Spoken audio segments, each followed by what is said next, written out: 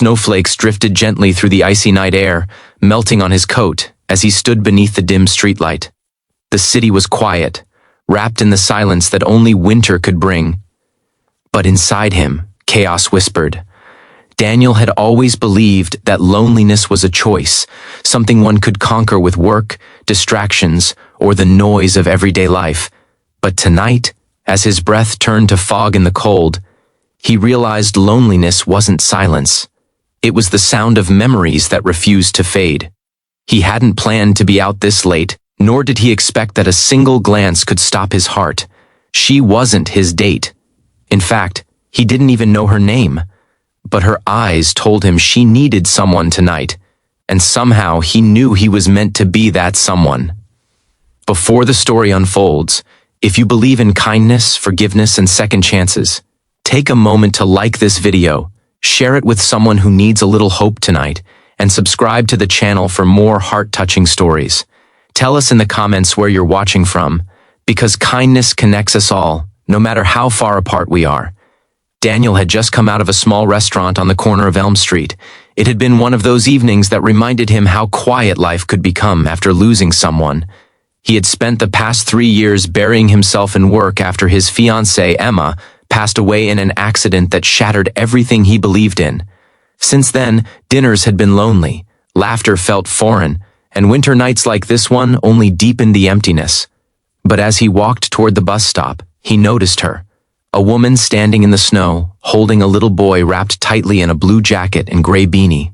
Her face was pale, not from the cold, but from something heavier, exhaustion, fear, and perhaps the weight of holding too much together for too long.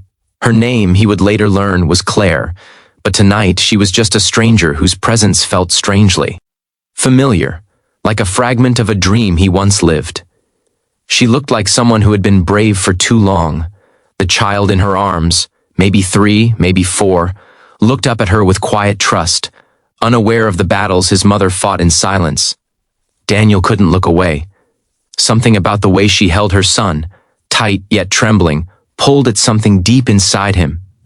Maybe it was the memory of Emma's laughter, or maybe it was the way he once imagined his own future, one that never came to be. He noticed she wasn't waiting for a bus. She just stood there, staring at the road, as if trying to gather the courage to take a step she wasn't sure about. Every few moments she looked around, her eyes scanning faces, lost, uncertain, and almost breaking. When her gaze met Daniel's, something wordless passed between them. It wasn't attraction, it was recognition, the kind that happens between two broken souls who know the language of pain without needing words. He hesitated. Approaching a stranger at night seemed intrusive, but something told him that walking away would haunt him later. So, he simply walked closer and stopped a few feet away, pretending to check his phone, giving her space but staying near enough to make her feel she wasn't alone. The cold deepened. The little boy shivered slightly, and Claire adjusted his cap, whispering something to soothe him. Her gloves were thin, her cheeks red from the wind, and when Daniel finally spoke, softly, she didn't flinch.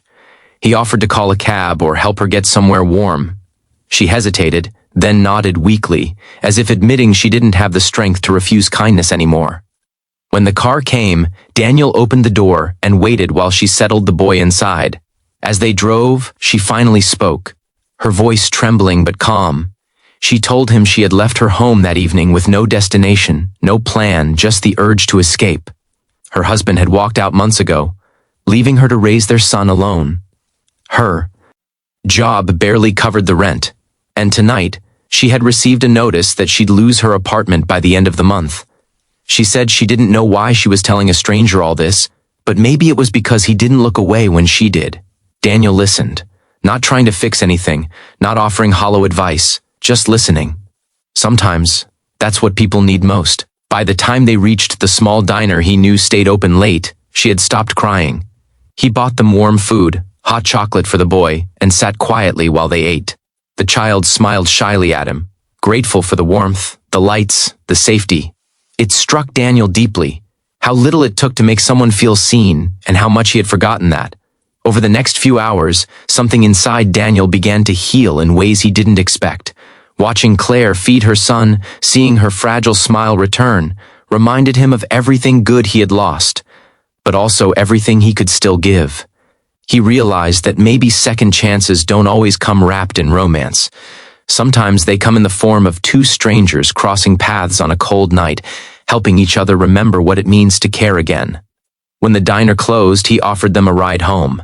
She refused at first, saying she couldn't repay his kindness, but Daniel smiled and said, "You already have." She didn't understand then, but she would later. He drove her to a small shelter he had volunteered at once, made sure she and her son had a warm place to sleep, and before leaving gave her his card, not out of pity but hope. "If you ever need a friend," he said softly, "just call." Days turned into weeks. Claire found a job through the shelter's help and slowly rebuilt her life. She would sometimes meet Daniel for coffee, small, simple meetings that became her quiet anchor. Her son Ethan began to adore him, asking questions about everything and laughing again. For Daniel, every smile he saw on their faces felt like sunlight, breaking through clouds that had lingered too long. He still missed Emma, but he began to understand something profound. Love doesn't end, it transforms. Sometimes it returns to us, not as romance, but as purpose. One evening, months later, as snow began to fall again, Claire and Ethan stood outside that same bus stop, the place where everything changed. Daniel arrived carrying 3 cups of coffee. They stood there for a while, watching the snow fall silently around them, knowing that somehow fate had brought them together at exactly the right moment. Not to replace what they had lost, but to remind them that broken hearts still beat, and sometimes the most beautiful connections begin when we least expect them. If this story touched your heart, if you believe in unexpected kindness and the magic of second chances, please like this video, share it with someone who might need a reminder that they're not alone, and subscribe to the channel for more stories that heal and inspire. And before you go, tell us in the comments, do you believe that some strangers are sent into our lives for a reason? Your words might be the comfort someone else needs tonight. Because in a world where everyone's rushing to be heard, sometimes all it takes to change a life is to stop and listen.